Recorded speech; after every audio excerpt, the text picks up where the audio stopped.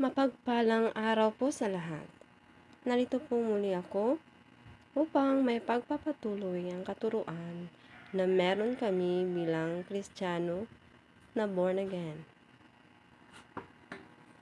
Uulitin ko, ang pananampalataya na meron kami, na meron ako, ay sentro po ang ating banal na Ama, Diyos sa langit sa kanyang banal na Espiritu lamang bilang mga anak niya.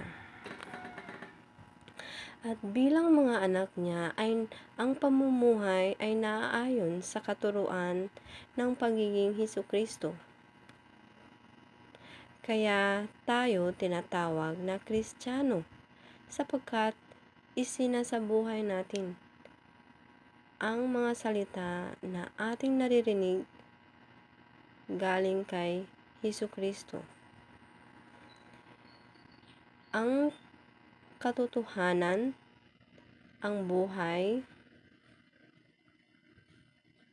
na meron ang anak ng Diyos ay siyang magiging buhay din natin, ay siyang magiging katotohanan din natin, at ito ay magiging daan para din sa iba upang makasunod rin sila sa liwanag na ating tinatahak.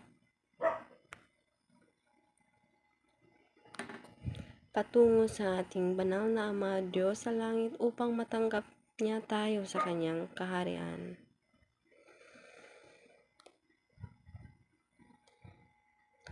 At nasaan po ba ang kaharian ng ating banal na Ama, Diyos sa langit? Mababasa po sa Lucas Kapitulo 17 verse 21 na ang kaharian ng ating banal na Ama, Diyos sa langit ay nasa bawat puso po natin bilang Kristiyano na mga tunay na mga anak niya na ginagabayan sa kanyang banal na Espiritu lamang.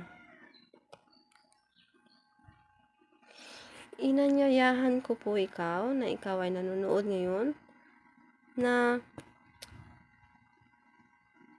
isa puso po ang panalangin na maririnig mo sa akin. Ipikit ang ating mga mata at buksan ang ating puso't isipan sa panalangin na aking isasambit. Hallelujah, hallelujah, hallelujah, hallelujah, hallelujah, hallelujah. Aming banal na Ama, Diyos sa langit, sa iyong banal na Espiritu lamang, maraming salamat po sa presensya na ibinabahagi mo sa bawat nanunood ngayon, sa bawat nakikinig sa panalangin ito, sa bidyong ito. Tunay na ikaw ay makapangyarihan, O Diyos na banal Ama sa langit. Tunay na walang hanggan ang iyong pag-ibig sa bawat isa. Tunay na ikaw ay Diyos sa lahat, na wala kang mga tinatangi. Wala kang pagtatangi sa bawat isa, sa bawat tao sa buong mundo, mahirap man o mayaman. Hallelujah, hallelujah. Masasama man o mabubuti, pantay ka sa lahat, O Diyos, Ama sa langit. Maraming salamat po na ikaw ngayon ay gumagabay sa nakikinig sa akin at sumusubaybay sa mga video ko. Tulungan niyo po sila. Bigyan niyo po rin sila ng kaparaanan sa kanilang pangangailangan o kaya sa anumang mga pagsubok na nararanasan nila ngayon. Anumang mga problema na tinatahak nila ngayon. Bigyan niyo po sila ng solusyon. O Diyos Ama, banal sa langit at sa iyong banal na Espiritu, marami pong salamat. Maraming salamat po. At maraming salamat sa mga kapatawaran ng anumang mga pagkukulang na meron kami sa pang-araw-araw at gabi-gabi. Tulungan niyo po ang nanonood at nakikinig ngayon, O Diyos Ama. Bigyan niyo po siya ng kapatawaran kung anumang mga pagkukulang niya. Bigyan niyo po siya ng matalas na pag-iisip nang sa ganon ay makakaiwas siya sa anumang mga tentasyon o sa anumang mga kasamaan, O Diyos Ama. Idinadalangin ko rin po ang lahat ng tao na inaapi ngayon. Bigyan niyo po sila ng hustisya at kalayaan. At sa mga nang-aapi ngayon, Banal na Ama, sa mga nagpaplanong pumatay ngayon, Ikaw na po ang bahala sa kanila, O Diyos Ama. Nasa sa iyong mga kamay, napipigilan niyo po sila sa kanilang kasamaan o parurusahan niyo po sila, O Diyos Ama. Ikaw na rin po ang bahala. Banal na Ama, Ikaw lamang nakakaalam sa bawat isip, bawat mga plano nila sa kanilang isipan. O Diyos Ama, bigyan niyo rin po sila ng pagkakataong magsisi at humingi ng kapatawaran, O Diyos Ama.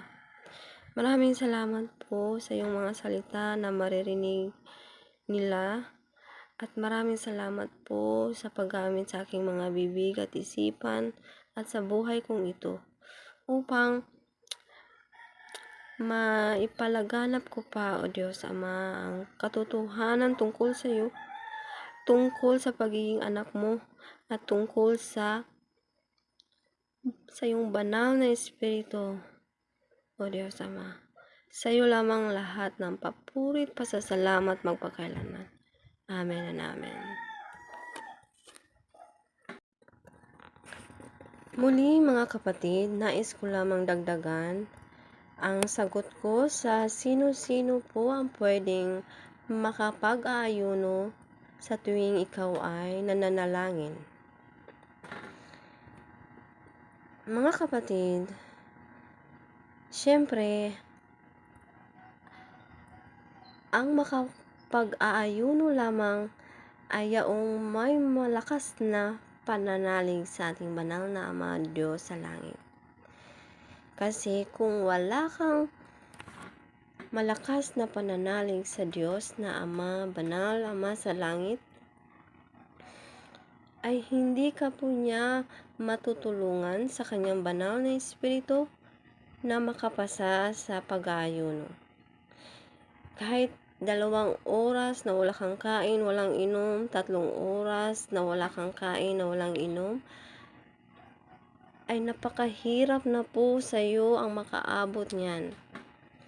4 na oras na wala kang kain, walang inom, ay napakahirap po na makaabot ka niyan kung wala kang malakas na pananalig. Ngayon naman, paano mo malalaman na ikaw ay may malakas na pananalig sa ating banal na Ama, Diyos sa langit? Number 1 na dyan, mga kapatid, na walang sino mang tao dito sa mundong ito, kahit pa asawa mo, ang siyang makakapagpigil sa iyong manalangin, ang siyang makapagpigil sa iyong magbasa ng Biblia, ng mga salita ng Diyos. Walang sino mang tao ang makapagpigil sa iyo sa anumang gagawin mo para sa Diyos. Sasabihin ng asawa mo, mamaya na yung prayer. Kain muna tayo.